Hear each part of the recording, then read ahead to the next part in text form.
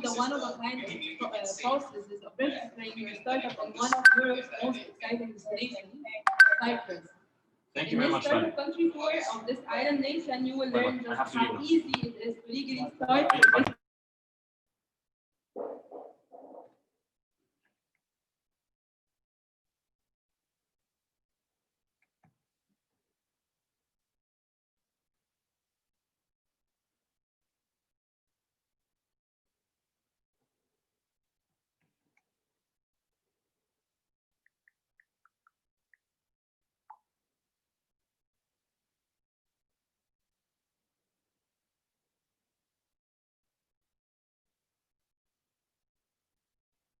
Hello, everybody. I hope you can hear me. This is Karim Samra. I am co-founder of Changelabs, and I'm here today to talk about how to launch your startup, register your startup in Cyprus.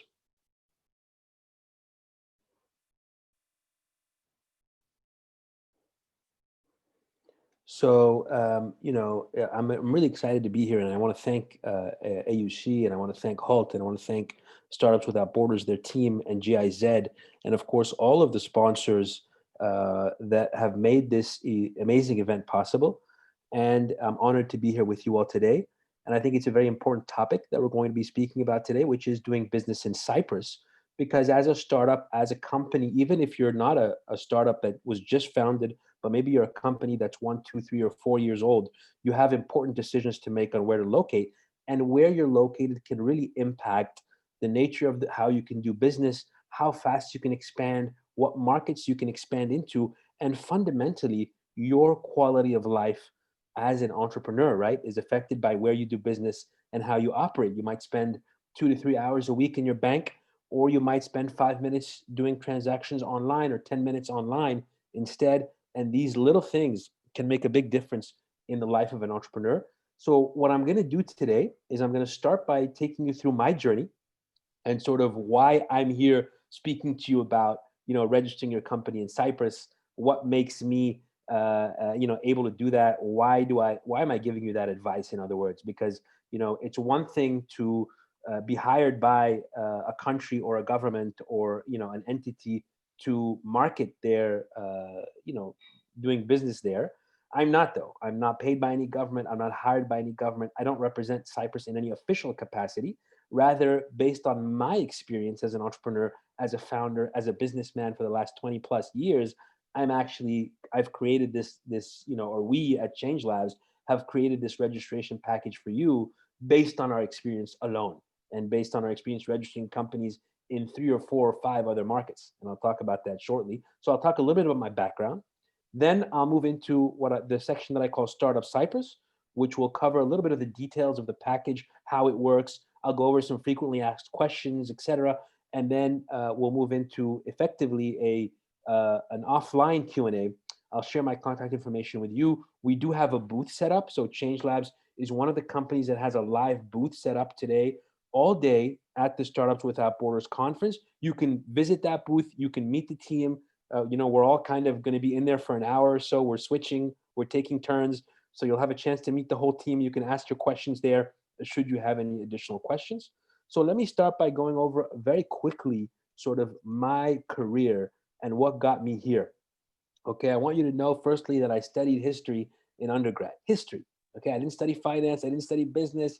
I wasn't interested in entrepreneurship. I was just interested in understanding where we came from, and the recent history of the Middle East, etc. Right after college, I joined, EMC Squared, which is a technology company out of Boston. EMC Squared, they still exist. It's a huge data storage company. I think I lasted about 6 months at EMC Squared. I could not handle being in a tiny cubicle all day, processing paperwork or making sales calls and doing all the other stuff they wanted me to do. I know it's the beginning of my career and one should be patient. I'm not saying this is, the right thing to do, but I'm explaining to you guys that it was very difficult for me to sit in that cubicle. I found myself in a massive room the size of a soccer field, literally. And it was all cubicles from one end to the other. And I was one of those cubicles. And although the company was a great company and, and presumably I was starting my career, I just found that very difficult. So I went and did other things for a few years. I did some banking. I did some investment banking out of Geneva. Then I decided a few years later, and I also launched the first accelerator in the MENA region back in 2005 in Dubai, when accelerators were not cool. Nobody was doing it. Most people didn't know what it was. And then, the financial crisis hit. I went back to school. And again, this is when I registered my first company in Dubai. I had registered a company in the US before. Now I've registered my first company in Dubai. I got familiar with the registration process there. I had an office at the World Trade Center back then in 2005, which is on Sheikh Zayed in Dubai. So I got familiar with that whole process. I then decided to go back to school, went back to New York, spent a couple of years doing my MBA at Stern, learned more about business, and then took a shot at Cairo, Egypt for the first time. I'm originally Egyptian, but, I never lived in Egypt. So this was my first time moving to Egypt. I joined a very, well-known consulting firm called Booz Company. I worked with the Minister of Finance in Egypt. I got to know what it's like to live in Egypt, then went back to New York again, and spent a few years with General Electric and Barclays Capital in Manhattan on Wall Street, and did some of that real corporate experience, and then decided to once again, and this time for the final time, what I call quit the cubicle and I joined the Hult Prize Foundation. I was very blessed and lucky to be invited by the founder of the Hult Prize Foundation and CEO at the time, Ahmad Ashkar, and he asked me to join his team and help kind of grow the platform and help him run it as his number two. And that was a great opportunity for me to learn about startups and entrepreneurship and all of that. And that was for me, again, the last time I quit the cubicle. The Hult Prize is a very different kind of organization. It does not operate like a big company. So it was a first for me. And it was that's when I really chose impact, and I chose entrepreneurship, and I chose startups. I mean, entrepreneurship and startups. And then a few years after that, I went ahead and founded Changelabs, where I am the CEO and founder today. And that's kind of my quick, okay, but again, Changelabs was registered originally in Lebanon. I then registered Changelabs in Egypt.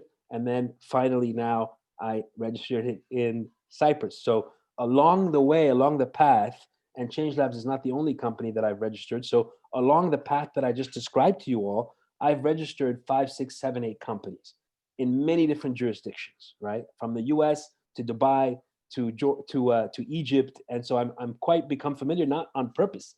I've accidentally become familiar with the legal environment in the Middle East that we all have to deal with as entrepreneurs. And it's from that perspective that I'm speaking to you today about Cyprus. Again, some of my experience growing up sort of in this world is that, expertise and experience are extremely valuable, right? It's not about, being flashy and being, everywhere at the same time or talking. It's about doing, and it's about gaining that experience. And gaining experience in this sector, startups, entrepreneurship, takes time. It's just like any other sector. It takes a lot of time and it takes a lot of experience. And I was fortunate enough to spend 6 years with the Hult Prize Foundation, where I just worked with dozens and dozens and dozens of startups over the years. And I had some great mentors and coaches around me, including Ahmed and others, who kind of guided me as I went from the corporate world into this world of entrepreneurship and startups. And so it took me a while, and I made a lot of mistakes, but eventually I just through numbers. It's just through numbers. I worked with so many startups. You see some of the startups that I was able to work with on this slide, but I ended up working with a lot of startups. And then I ended up getting a lot of media exposure, but it took a long time. Again, after 5 or 6 years or 4 years of working, I started getting more media exposure. We started launching more exciting products and services, both at the Hult Prize and then thereafter when I joined Changelabs. So it was all kind of a journey. And that journey, taught me a lot about business, about entrepreneurship, about legal affairs.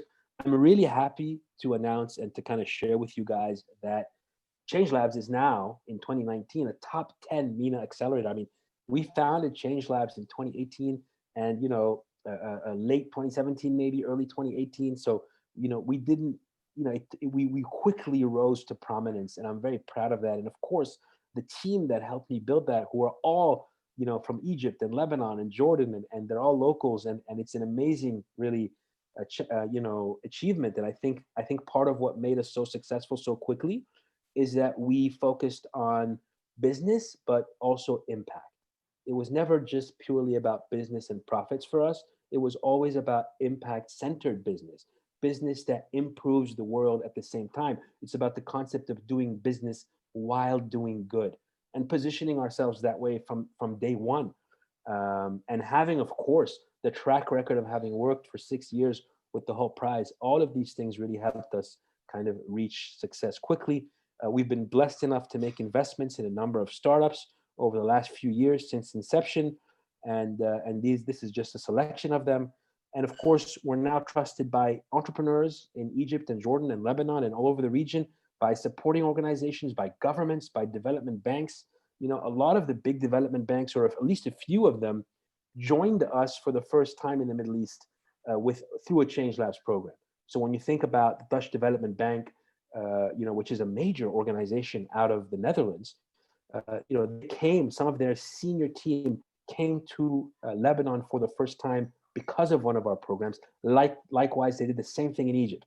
And so it's very, for us, right, as connectors, right? I see myself and my team as connectors. We want to connect between East and West. We want to make sure that Middle Eastern entrepreneurs have the same opportunities that entrepreneurs have in San Francisco or London or anywhere else. And so we're very proud when we manage to bring investors and leaders from around the world to the region for the first time. And again, we've done accelerators, we've done festivals since our launch, we've done competitions and prizes, and we really have inspired dozens, if not thousands, of entrepreneurs in the region, and we're very proud of that.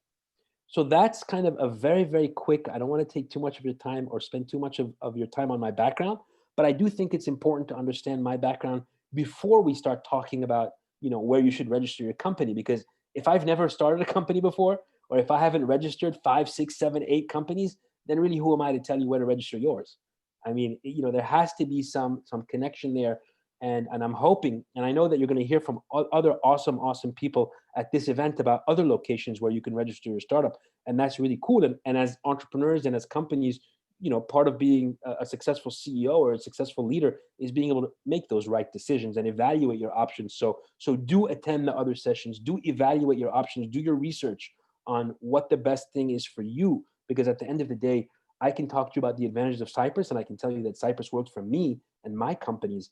But is it going to work for you? Does it have the same benefits for you? I don't know. You have to say that. You have to evaluate that. So moving on to kind of our startup package. I mean, as I said, after the last kind of 10 to 15 years of me launching companies, registering them, closing them down, moving locations, because you saw from my initial background that I moved a lot. I went to business school, then I came back. I launched an incubator in Dubai. Then then I went to business school. Then I came back to the region. I went to Egypt. Tried to do some stuff in Egypt. Then I went back to the US for a while, spent some time on Wall Street, came back to the region, and that time in Beirut. So, that moving across borders that I did has forced me to become a bit of an expert at, legal registration. So, I tried to register in Jordan. I registered in Lebanon. I registered in Egypt. I registered in Dubai. And most recently, I registered in Cyprus. And once I did that, I found so many of my problems and my challenges being resolved as an entrepreneur and founder, though, who works on a cross-border basis as well. So it's not just about, I don't work locally in one country, as you guys all know. I work across the countries of the Middle East. Changelabs operates across the Middle East. We have programs in Jordan, in Lebanon, in Egypt, hopefully Tunisia soon, Palestine soon. And so what that means is, for a company that needs to be regional and needs to have potential clients and customers in Europe, potential clients and customers in the US, programs across the region, I really found Cyprus to be absolutely the best place, not just to register your company, but also to live. From a quality of life, from a political stability perspective, it's really amazing. So what we did is, once I did that, and once my teams, saw, and we talked a little bit about kind of the benefits of being here in Cyprus, we put together a Cyprus registration package so that all of you and all startups and all companies in the MENA region can be informed, can learn, and can take advantage of the same opportunity that we did. But again, it took me 15 years, and it took me registering 6 or 7 companies until I finally got here. Imagine the cost, the wasted money, imagine all the costs associated to that. Had I known, had somebody just told me about this option from the beginning, I would have saved so much time and money. And so this is why we at Changelabs, we see ourselves as service providers, as people helping entrepreneurs and startups. So we thought, well, look, it's a no-brainer. We have to tell people about this. And we have to not only tell people, because telling people is one thing, but then gaining access to the opportunity can be challenging. You don't know where to find the right attorney, the right partner. You're afraid maybe someone tricks you. And so we not only decided to tell you about the opportunity, we also decided to actually create the opportunity for you and package it so that it's easy and so that you can access it at the right price and with the right partner. And so it's the first, you'll notice this is the first startup Cyprus registration package ever. And it's one of a kind. And we have the best local partner with us, Katsis Law. These guys are not just attorneys, they're attorneys and businessmen. So they understand business very, very well. And they understand the requirements of a company and a startup. We launched a marketing campaign. I've displayed a few of those flyers here on the slide today for you to look at. And we're going to look into more detail now on the next slide, which is kind of what does it mean to relocate to Cyprus? Why would you relocate to Cyprus? And kind of what are some of the benefits of relocating to Cyprus, so you can evaluate for yourself if this is the right thing for your company. So what does it mean, first of all? What does our Changelabs startup package include? Number one, of course, your company registration, right? Your articles of incorporation, your shareholder agreements, everything required, your registration numbers, so your company registration documents. Number two, and what's interesting here, and I haven't seen before, guys, having registered in other countries, I haven't seen this before, but what's cool is that they also will help you open your personal and your corporate bank accounts. So our partners there, Katsis Law, is an official recommender, which means that once they evaluate you, they ask you questions. Of course, they look at your background, your documents, your passport, etc. Once they kind of review you, they then go to the bank and they sort of help you open your personal and corporate bank accounts. They have a financial department which takes care of that. So they're not just your lawyers who write up your company documents. They're also going to help you open your personal and corporate bank accounts. They're going to help you apply and secure a residency in Cyprus, which is a European Union country that allows you to enter and exit as you please, okay? And you'll get access to a startup package of tools and resources that we only usually give to our entrepreneurs that are in our accelerators. Okay? So these are people, the companies that are accepted and admitted into our very exclusive accelerators. I mean, we don't take more than 15 startups per cohort. And we have cohorts in Lebanon, Jordan, Egypt, and we're launching a couple more cohorts actually next year that you may be interested in, that you should look up. Again, all of that information is in our booth. The booth is accessible here at Startups Without Borders, but these tools and resources, we usually only give access to startups. But again, if you elect to use this package, if it's useful for you, we will give you access to the tools and resource library, which will help you build your business in general as well. And you'll get registered offices and administration services for 1 year. That usually costs between 500 to 800 euros a year. And this is included for 1 year. You'll have to pay that going forward for subsequent years. So this whole package that I just described, for 5,000 euros, you can be done with it and you can get it. And again, cost-wise, guys, it's probably a little bit more expensive than Jordan or Lebanon, for example, although in the medium to long term, Jordan and Lebanon catch up on the costs. It's probably significantly less expensive than going to somewhere like Dubai. So, I mean, I'm just giving you the relative, right? I mean, you can go attend the other sessions. I know there's Eastern European nations that are attending this year as well. So you can listen to the different people and compare the pricing. But this is the standard pricing here. The interesting thing about this package, in addition to all of this, is it's not just the pricing and the basic stuff that I described. It's really the benefits of living and staying and being able to access Cyprus. Okay, you have super high speed internet, no internet issues whatsoever. The highest speed internet you want, you can get. You have daily flights to almost every Middle Eastern city. You have two international airports in Cyprus. Cyprus is a tiny island, right, with beautiful beaches, mind you, and amazing weather. And it's a European city. It looks and feels like a European city, but there's two international airports. And so you can pretty much get to anywhere you want. You can get to Europe extremely easily. and extremely cheaply. The interesting thing is that, for instance, for those of you who travel, you know that London has many airports. There's Heathrow, there's Gatwick, and there's others. So some flying into some of the more major airports like Heathrow is usually more expensive. But if you get flights that fly into secondary airports, you get cheaper tickets.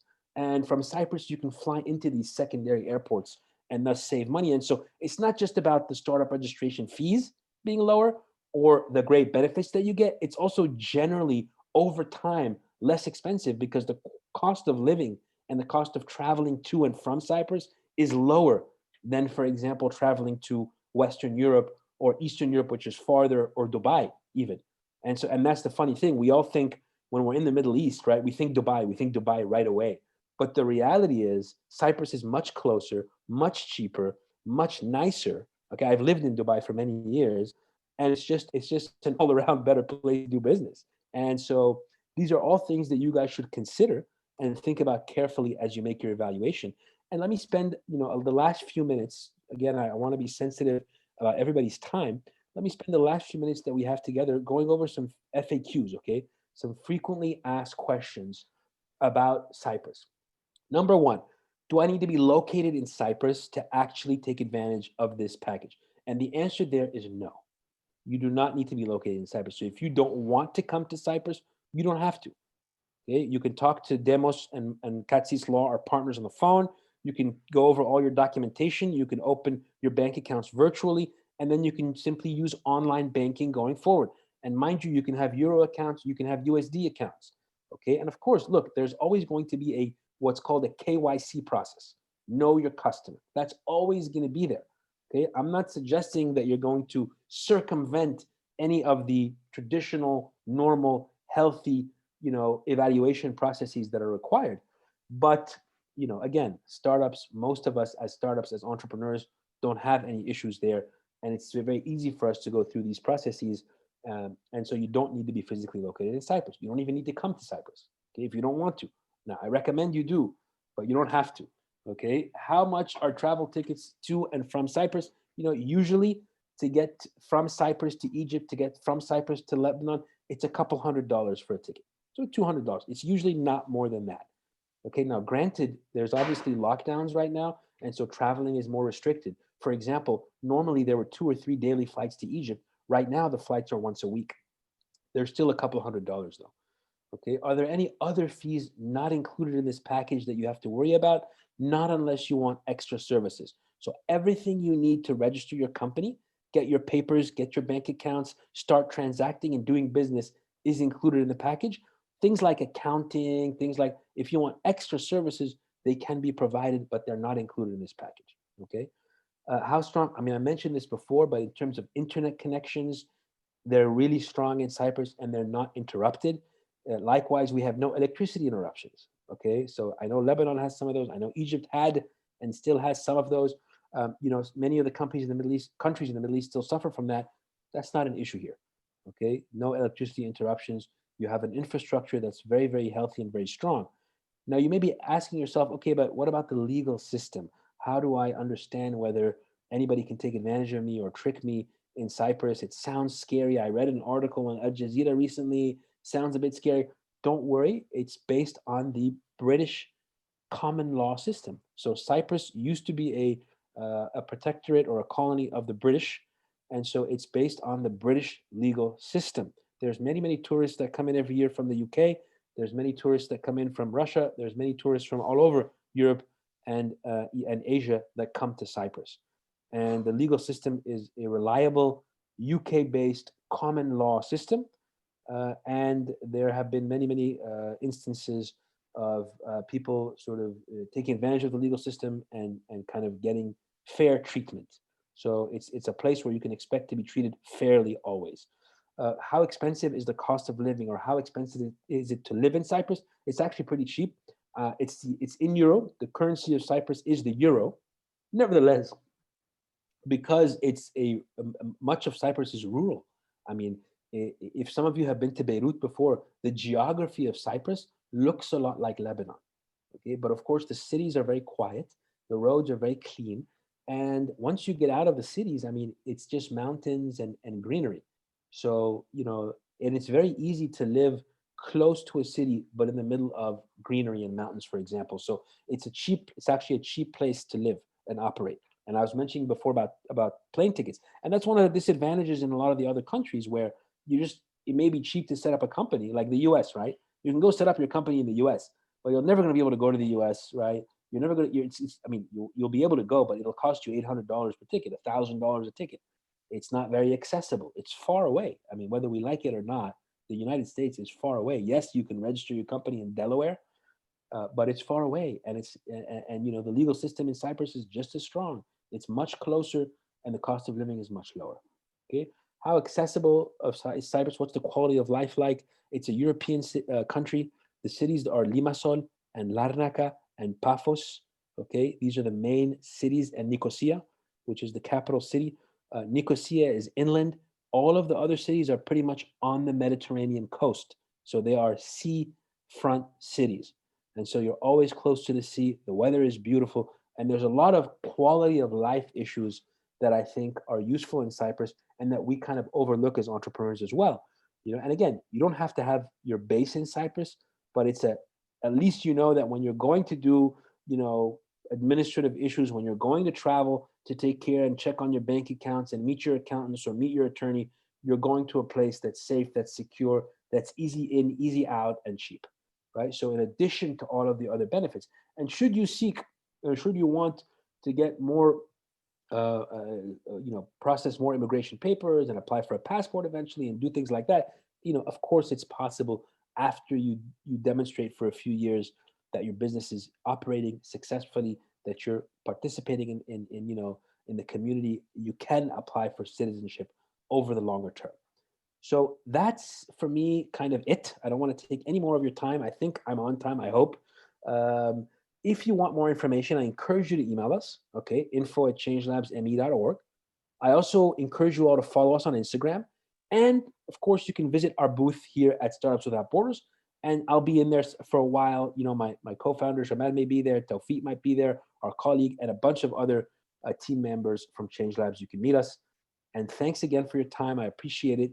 And I hope this was useful to you. It was a quick overview based on my experience. And I really think this is a valuable opportunity for everybody who's thinking about where to do business and how to do business. Happy to answer questions. I'm going to tell the Startups Without Borders team to share my email with you if you need it. If you need to reach out to me directly, you can. Thank you very much, everybody, and I hope to meet you all in person very soon. Stay safe. Bye.